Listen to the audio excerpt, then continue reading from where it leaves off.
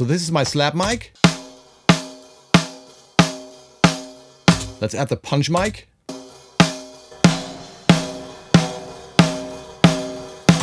Overhead.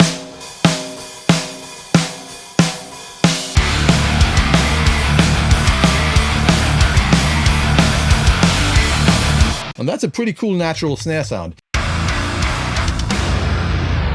Have you ever used two microphones to record the snare drum? I'm not talking about top and bottom microphones. I'm talking about two mics on the batter head of your snare drum. That's what I just did. And I turned one of those mics into my punch mic and the other into my slap or bite microphone. So I blended those two microphones to get the punch and the bite, and it sounds really, really cool if you ask me. Let me show you how this works. Right now, I'm working on the mix of the upcoming album of a German hardcore band. Really energetic, old school music. I'm really having fun. This band is called Tausend Löwen, unter Feinden. There's a link below, please check them out. This is the instrumental mix, sounds like this.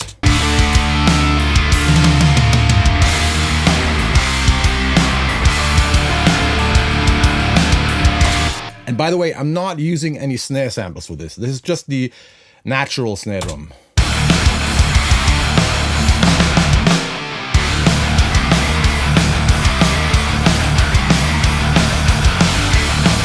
I have no problem with samples really, but you know, if you can get away with not using samples, that means it's always going to sound more natural and it's always going to sound more unique, you know, because you're not going to end up using the same sample like everybody else. In this case, it's pretty simple music and we've got a really consistent performance from the drummer. He's really hitting the snare hard.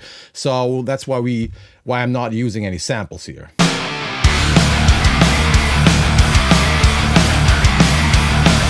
So here's what I did. I used 3 snare microphones on this drum recording. I started with the typical usual top and bottom microphones, but I wasn't sure if it was the right top microphone, so I just added another one. And the idea was not to blend them. The idea was to decide later which one I would prefer. It wasn't a big drum kit, I had enough channels available, so I just added another mic. I just made sure that both top microphones had the same distance to the batter head, so they would be in phase. And I was using my 2 favorite snare top microphones. One is the SE Electronics V7X, which is a really beefy and fat sounding microphone.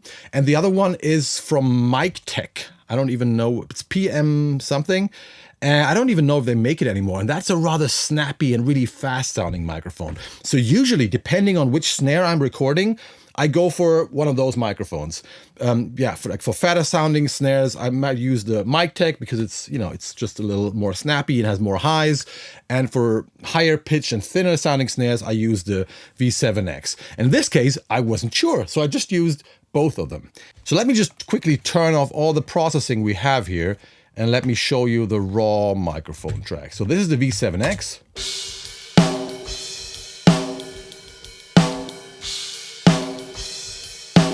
This is the Mic Tech.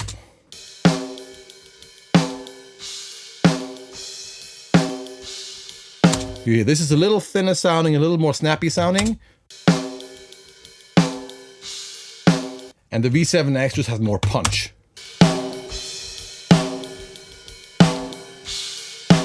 Both very much usable. Then we also have a bottom snare mic. This is a biodynamic M201. Sounds like this.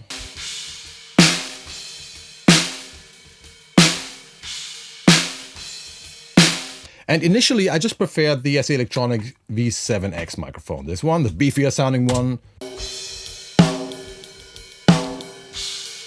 And then I did my usual processing. Let me show you what I did here. So I started with the Nolly drum bleed trick with Saturn.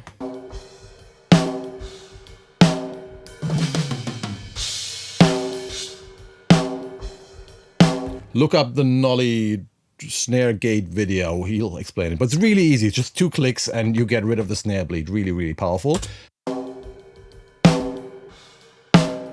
And you should always do that first. Get rid of the cymbal bleed first before you add any EQ or compression. Next plugin, one of my all-time faves, the good old Transient Designer.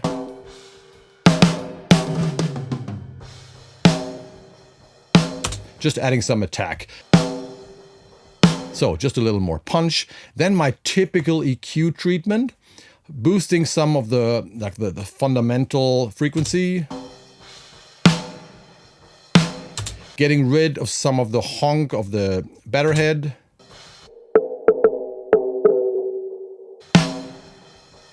and then adding some snap at, what is it, 2.5K. You shouldn't go too high here because that will boost the cymbals again, but this typically just gives you more stick attack. Let's have a listen.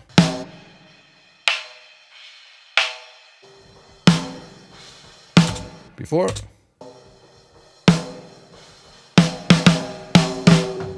Not too extreme.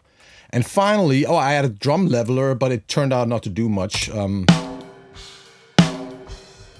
Because the guy is hitting the snare really consistently. So this is not important. And then we have, I think I added this one later during the mix, another transient plugin. This one is a transient shaper from Softtube, which I also really like. And here I reduced the sustain and added more punch. Let's go to a faster part, maybe here.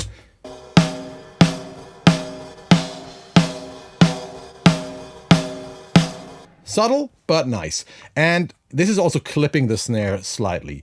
So this is my main microphone, and it kind of sounded cool. I also added the bottom microphone. Let me show you what I did here.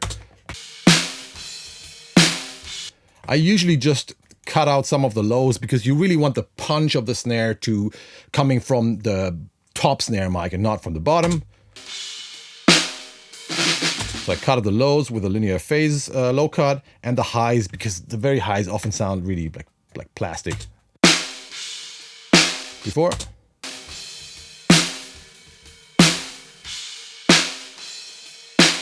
And then I used this really interesting plugin called Snare Bus. This is a freeware plugin. And actually, this is kind of like using samples. I gotta admit that. It's just a white noise that you can add to your snare, like a filtered white noise. So this is only the white noise. And this is my snare. So added a touch of this. Really cool plugin. I don't know if they still make this. Snare Bus, freeware, really cool. If your snare wires, if your bottom snare mic sucks, you can like replace it with this. Or just add a touch of more nice sizzle. Really cool plugin. Anyway, this was not enough. This was not enough. What I was missing was a little more attack and a little more bite. And when I was adding more highs, I would just bring the cymbals back. So I was like, hey, there's another microphone, right? And it's the Mic Tech mic. That sounds a little more snappy anyway. So I open up that one.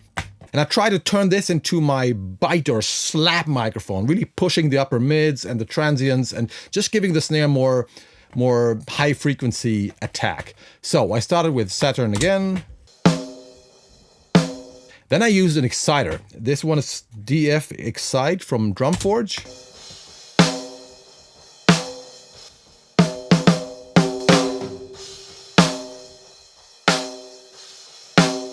Just adding some overtones. You could use any multiband exciter for this. Just start maybe around 2 kilohertz and boost the harmonics above that. Another great plugin is the Ozone exciter, but any multiband exciter will work, really pushing the higher frequencies.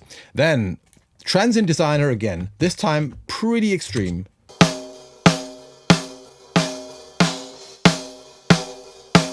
Cutting out the sustain, adding a lot of attack. And finally another EQ, just pulling out some of the ring. So before processing, sounds like a normal snare mic.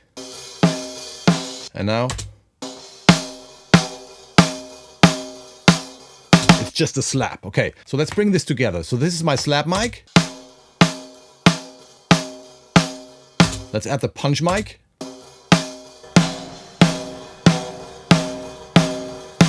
Bottom snare mic. Overhead.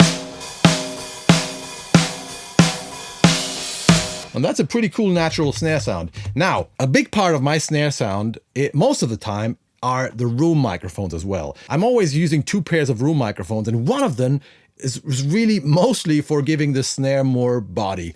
What I was using is a AEAR88, and just like a few meters in front of the drum kit, behind some gobos, because the gobos like cut the highs, so I get like a beefier drum tone, and it sounds like this.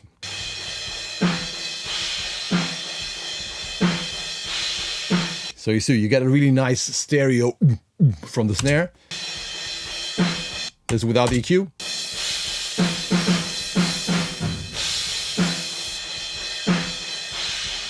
And you can hear that pulling out everything above, what is it, 5K or something, does not change the snare sound at all.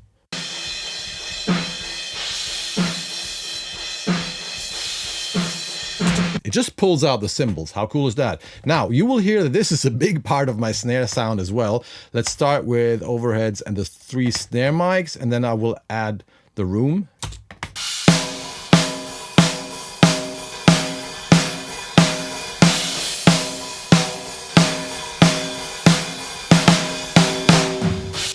All the drums.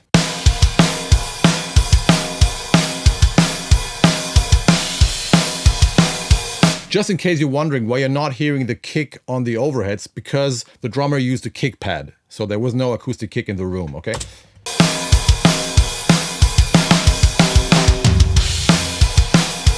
And in the mix.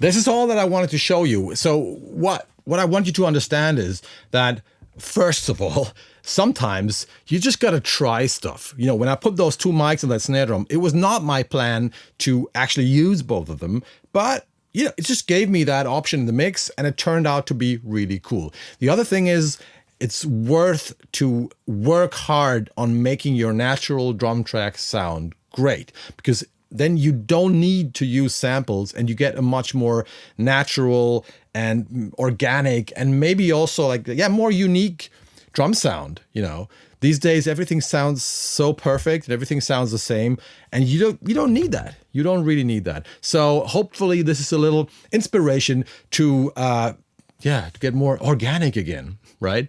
And just to have fun with microphones and real drums.